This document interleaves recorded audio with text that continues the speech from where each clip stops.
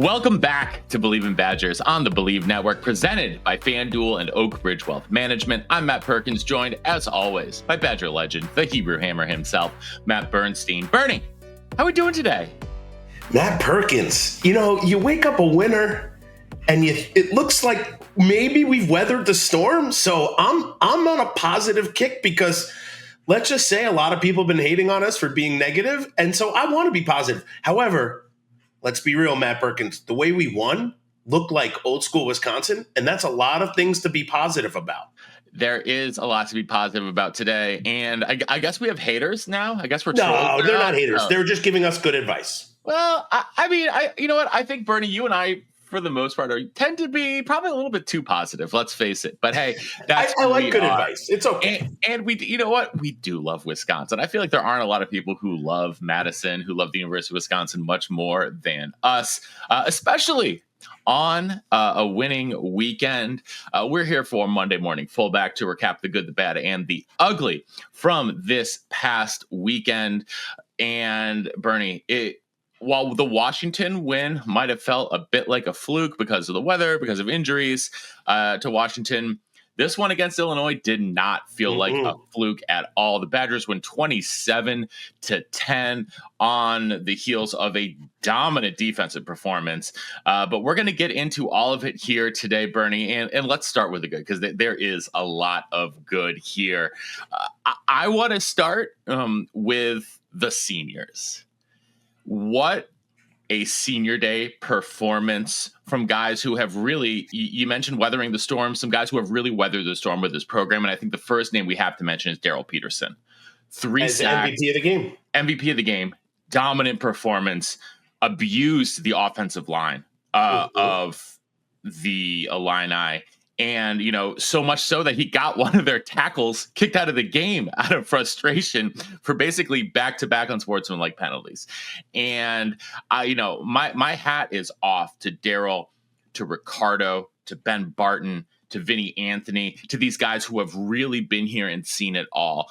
And I'm so, so happy for them, because that moment, I think, has, I hope, made all of it worth it that they have gone through in the past 5, or even for Ben Barton, 6 years in Madison. Yeah, and first off, there's nothing better than a great game day experience on your last home game, right? I lost my last home game, but I mean, also didn't go through kind of the trials and tribulations of what these guys went through. So to win, it means a lot. Also, they all played fantastic, which makes it even better. You never know. This could be, I mean, listen, I'm going to be optimistic. This could be where the tide turns. I mean, it truly could. We played such terrible football, and the last couple games haven't been terrible.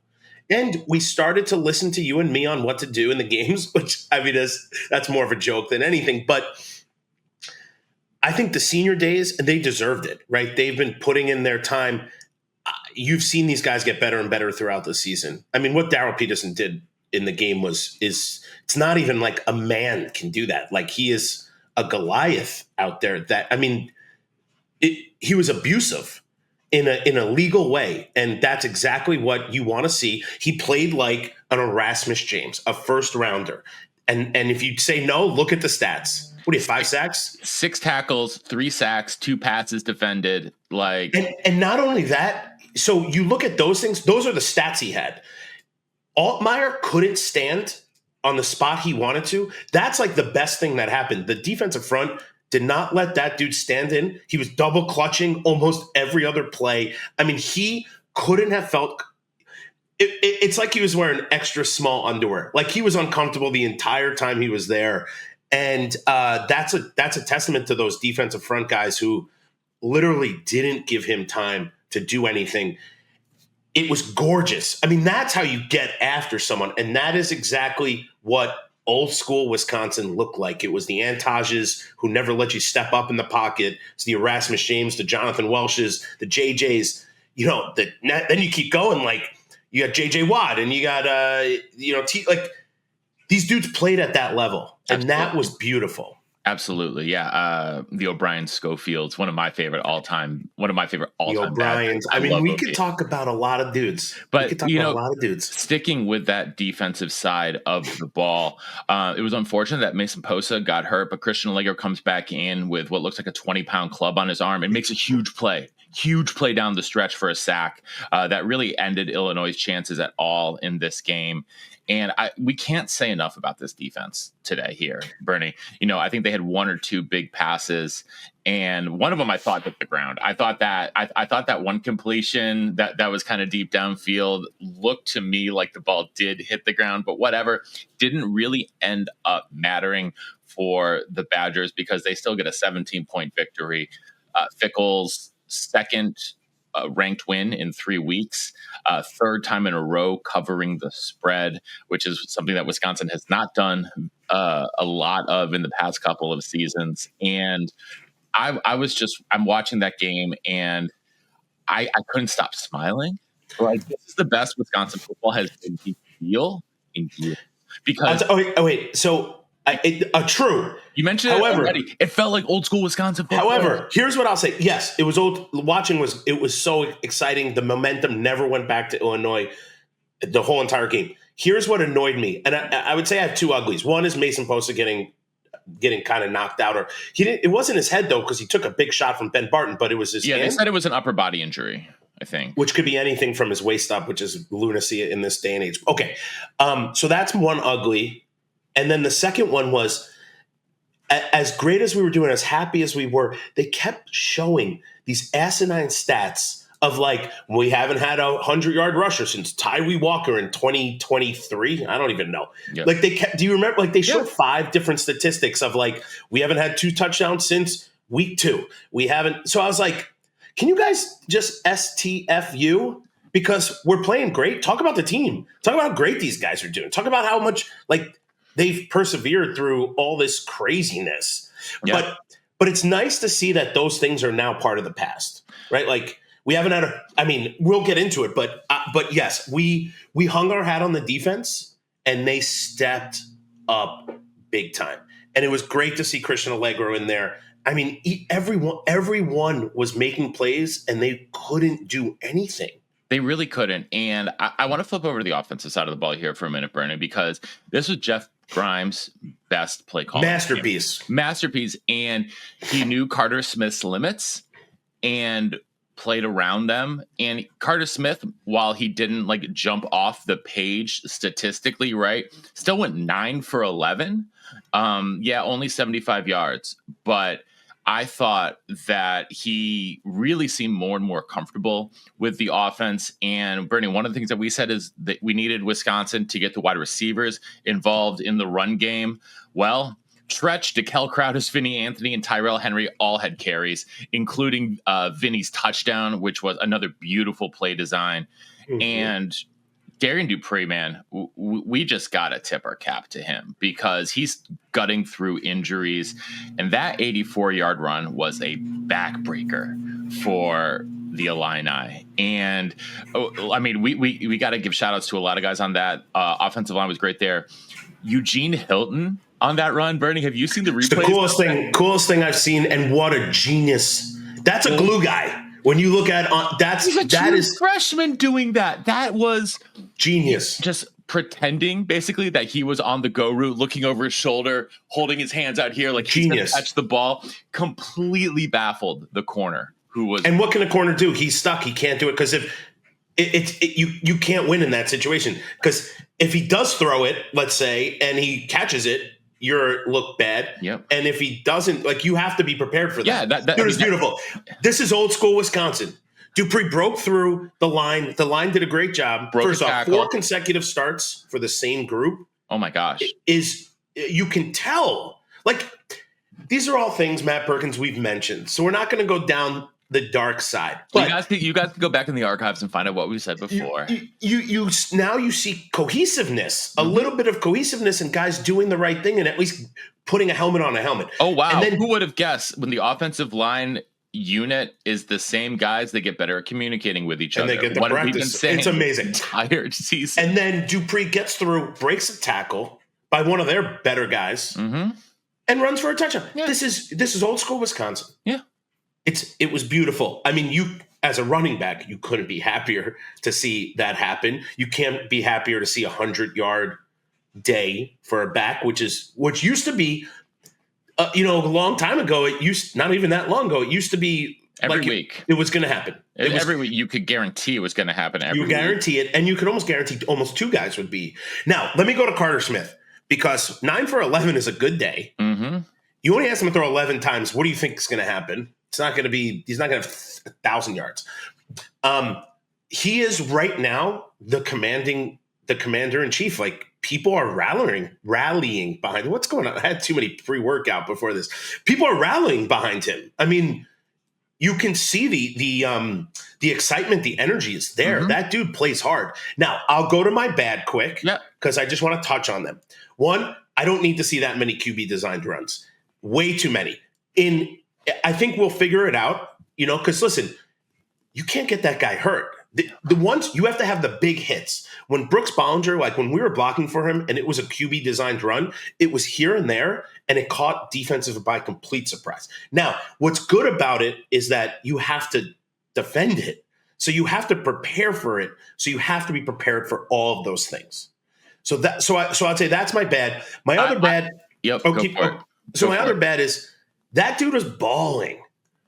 Why is he not in for the 2-minute drill? That's my bad. You know what? I understand the thought process behind it, but the dude was at this point in the game, he didn't have that many incompletions. No. So why? He's got the momentum and he can run. And it's not against Hunter Simmons, who threw a couple good balls, but to me, there's no reason to do that. And it breaks the rhythm of the game for him. Yeah, I get it's the last possession of the first half, but I feel like Carter Smith throwing the ball well enough that he didn't need to do that. And like you said, he's much more likely to break a play with his legs. He's got a stronger arm. And, he's developed chemistry with receivers by starting the last couple of weeks. And I'm elated, man. Like, I just, even if that's our only bad, the special teams played great. I really have I don't even know if I have no uglies. That's for sure. I'm trying to think of an ugly. I mean, listen, even Nathaniel Vakos, gets back 2 for 2 for field goals after missing a pretty ugly one against Indiana. Wisconsin has 5 penalties for 50 yards in this one. None of them were real backbreakers. I keep using that metaphor today. But I'm over the moon, man. Like, listen, let's give it up. I mean, there was one bad one on a tight end that you know what? He was working hard to make that block. But I'll say, in this game, the O-line looked a lot more cohesive. And it looked like a lot tougher. Like they had a chip. I will say, if you take that 84-yard run out, which you can't do, but you take the 84-yard run out, the rest of his runs Dupree averaged 2.9 yards per carry, which isn't fantastic. But they also knew we were running. They knew we were running. For the whole game, Wisconsin averages 4.8 yards per carry, which is fine. But, again, that 84-yard run is really buoying a lot of that. But you know what? That's why you keep trying to run. And that's why you keep pounding the rock, because you're going to break one eventually. Listen, eventually, also, they're going to trust more and more in Carter Smith to throw the rock around. Mm-hmm. And when that day comes, or let's say after the season, then he's got another whole offseason under his belt. And then you go to spring ball, and maybe it's a focus. It's a whole new it's a whole new quarterback. Here's what I love. This dude has 4 more years, at least, potentially, to be a Badger. Yep. Right? He's going to redshirt this year, but he's still got another game he can play. And he has 4 more years. We can build around him. So that's the thing, Bernie. With what we've seen here, I don't want to see a portal quarterback at all come in. I don't. No. Wait, we can talk about this, but are we done with the game? Because I don't know if we're okay. I'm just listen. I'm thrilled. It looked like old school Wisconsin. I'll say this: to really give everyone this utmost joy and outrageous possible, like, what can be. Gotta win the axe. Yeah. The first thing I put on Facebook on Saturday night, or maybe it was Sunday morning, Saturday night, whatever it was, is Axe Week. This is the biggest game. to go out with the axe would change this entire season, even though it was probably the lowest of the lowest and the highest of the highs. If we get the axe, there is some now momentum into the offseason. Well, it's not just that. It's, we want to talk, Wisconsin starts covering. Wisconsin hits that over 4.5 games. That was their over under for the season. They finished 5-7. There's still a shot at a bowl game because there's not going to be enough teams with 6 wins to fill out all the bowl slots. And Wisconsin will have one of the highest APRs in the country. And there's a chance they go to a bowl game if they win the axe, which is crazy. It's crazy. It would be great because we need the practice. Oh my God! We need the practices with Carter Smith, and we'll talk about. So we are doing a big Axe preview tonight with Preston Zachman. So I'm going to hold most of my thoughts on the Axe game for this evening. I don't have thoughts. I just think for this team to have a successful season, let's say, at this point where we are, right? It's winning the Axe. Yes. I think that to me would be success. It's a huge trophy game. It's our biggest rival. I'm not saying that this season's like end all be all. We should be really happy with it. But with the axe, it looks like we are building towards something extremely special. Hey, folks, before we continue, I want to remind everyone tuning in that we continue to be proudly presented by Chris Anicetti and his entire team over at Oak Bridge Wealth Management. If you're a collegiate athlete or parent of a collegiate athlete navigating NIL opportunities, Chris and his team are here to help maximize your earnings and protect your future. We all know that athletes train hard to be the best on the field, but who's making sure they're winning off the field? Chris Anicetti and his entire team at Oak Bridge Wealth Management. That's who. They don't just manage your money. They handle your entire financial world. From building a rock-solid financial plan tailored for athletes to paying bills, budgeting, setting up LLCs, and securing financing for cars, equipment, and whatever else you need so that you can focus on your game. Your career is short. Make every dollar count. Oak Bridge Wealth Management, where athletes build lasting wealth. Get in touch with Chris on Instagram at OakBridgeWM_Anicetti. That's OakBridgeWM_ANICETE, or head on over to their website at OakBridgeWealthMGMT.com. Chris Anicetti, Oak Bridge Wealth Management, they've been helping a lot of NCAA athletes and professional athletes get their money right. There's no one else better for this around that you are going to find. So make sure to get in touch with Chris and support the people who support us. All right, we're going to hop back into the show. Wisconsin heads into the Axe game. Our friends over at FanDuel have Minnesota as a 1.5 point favorite. So basically a coin flip game. Minnesota coming off a loss to Northwestern this past weekend. And, I want to stick it to PJ Flex so badly. He annoys the crap out of me. And, also, like, I'm here for Hoodie Fick. Get rid of the vest. I'm here for Hoodie Fick. Yeah. I think we're all here for Hoodie Fick. Yeah. And it's going to be huge. The over under that game is only 37.5. And I'd honestly be shocked if it even got that high, because I think it's going to be a low scoring rock fight, old school Big Ten football. Two teams just trying to bludgeon each other. Minnesota on the season has struggled offensively like Wisconsin has. They're 124th in the nation in total offense. And I think that, Wisconsin should be able to run the ball at least a little bit on them. Again, it's assuming that the offensive line keeps this cohesiveness, keeps, trying to opening up some holes. Darren Dupree's just going to continue to get healthier. You could even see on that long run, I don't want to say he was limping, but his stride did not seem 100% natural. He's still recovering from the injury he suffered against Iowa. Mm-hmm. And, with him back there, and just I have genuine hope. This is so weird. We haven't had hope for a while. It feels great, and it feels great. I'm really pumped for this game. I'm very excited. I'm pumped. It's always the one you circle it. That's, everyone says that corny thing, but you circle this one on the calendar. It's the biggest one. It's over Thanksgiving Day, which it used to not be, but it's over Thanksgiving weekend. Yeah. You know what? And to me, this is a huge deal. Here's why it's a huge deal also. I think in the recruiting, it's a huge deal, right? It's massive. I would say now, you brought up the portal. The portal opens in December. So you have to really take a step and say, okay, well, if we don't go to a bowl game, what's happening? And I think this is my only concern is that we've made mistakes in the past with the portal. And so actually, the portal this year doesn't open until January 2nd. Oh, excuse me. So January 2nd. So it doesn't matter though, because then let's say you win the Axe, no bowl. Either way, let's say there's no bowl, you win or lose. I think no matter what, you can't go to the portal for a lot of dudes. I mean, now if we lose 40 guys, you might have to. I don't think you're going to though. That's the thing. I don't think you're going to. I think people are going to realize graduating a lot of seniors. They're going to graduate a fair bit of seniors. Sure, but now. I think you've got your quarterback. I don't want to see a portal quarterback. I know there are people, no, because Vic has said from the beginning he wants to build a culture, wants to base it in high school recruiting. If Carter Smith has done enough to earn this job.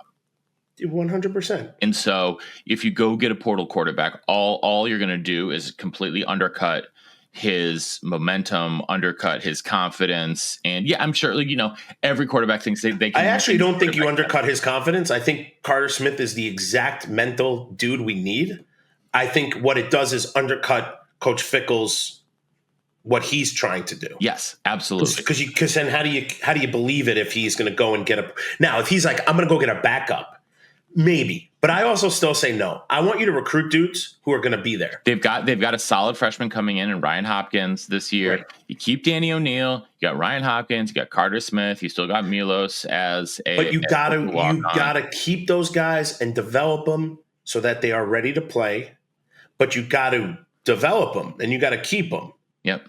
That's it. I also would like, again, I like the culture. Here's what I think. If it's me in that room, I look at my guys. Let's say nobody leaves because it's going to be mesmerizing to try to figure this out. I think what you have to do is, listen, it's like a draft day board.